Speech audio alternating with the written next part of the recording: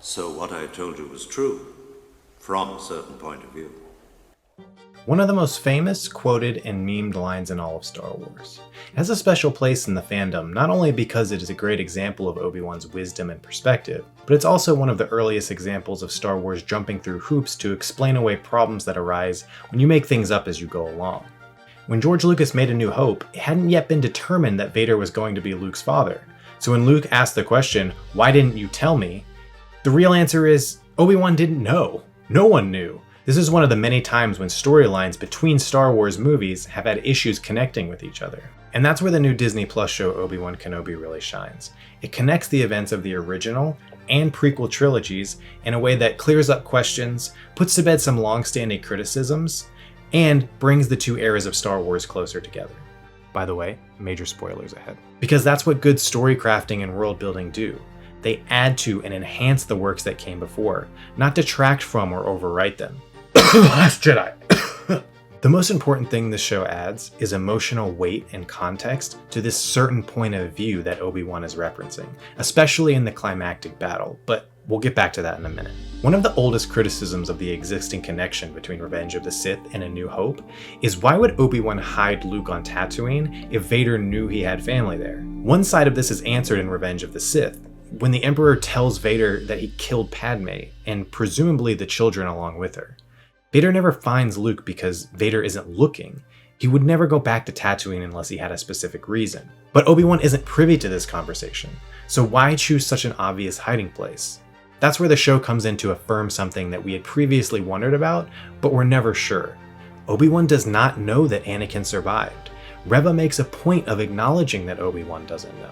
It makes sense, he left the guy limbless in a blaze on a deserted volcanic planet. His odds of surviving weren't great, which is why he isn't worried about Vader coming to look for them on Tatooine. You could question the reasoning for remaining there for close to 10 years after finding out that Vader is alive, and someone else who could end up back in Vader's crosshairs at some point, in Reva, also knows where they are. But we'll chalk that up to spending a little bit too much time out in the suns. The show also colors some of the context for Vader and Obi-Wan's final meeting in A New Hope. When we only had the events of Revenge of the Sith to go off of, the lack of surprise or any real reaction at all to seeing Vader in his new body, from what we would believe then is the first time, it really makes no sense. But knowing Obi-Wan has already seen Vader and come in contact with him before helps clear that up quite a bit. And if you really want to push it, you could use the show to come up with a canon explanation for why the fight in A New Hope is so much more tame than any of the previous lightsaber battles. People often point out that we went from crazy flipping theatrical lightsaber flailing to basically two old men slowly clanging sticks together. At the start of the fight, Vader claims his own development when he says, "When I left you, I was but a learner. Now I am the master." Part of Vader's downfall in their previous encounters is his over-aggressive nature, which Obi-Wan exploits time and time again. So it could be surmised that the reason the action is so much more tame in this final fight between them is that Vader has learned from his previous mistakes and takes a much more conservative approach to keep the fight from being a repeat of the one that we see at the end of the Obi-Wan series. So maybe that's a little bit of a stretch, but I like how it fits. And while these are fun, it's that climactic battle that gives us the best connection to the original trilogy. The context of Obi-Wan's famous line is in telling Luke that Vader is not actually his father, because, from a certain point of view, Anakin had died a long time ago and was replaced by the one we now know as Darth Vader. And this is the sentiment that grows much stronger by the end of this new show. Throughout the series, we see Obi-Wan's reluctance to accept that Anakin has really fully transformed into the monster that Vader has become, despite where he's left at the end of Revenge of the Sith.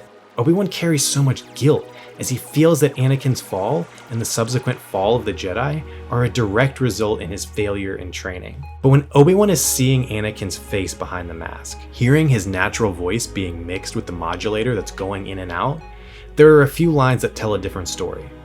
First, Obi-Wan calls out to Anakin, and Vader responds, "Anakin is gone. I am what remains." And as chilling as that is, what comes next is the crowning jewel of the entire series. Obi-Wan apologizes to Anakin profusely, and Vader responds with, "I am not your failure, Obi-Wan. You did not kill Anakin Skywalker. I did." And this is at the heart of what I'm talking about with Obi-Wan's certain point of view. Sure, at the end of Revenge of the Sith, Obi-Wan has felt Anakin's turn to the dark side, and chooses to leave him in the oven a little bit past golden brown. But Obi-Wan does not witness Anakin's full transformation into the Vader we know in the original trilogy. He never addresses him as Vader during that fight, and very much still sees him as a version of Anakin that's lost. It's not until this moment in the Obi-Wan series that he truly loses the ability to recognize any of the good man he once knew in Anakin Skywalker and begins to see him only as Darth Vader. And thusly punctuates the scene with, "Then my friend is truly dead."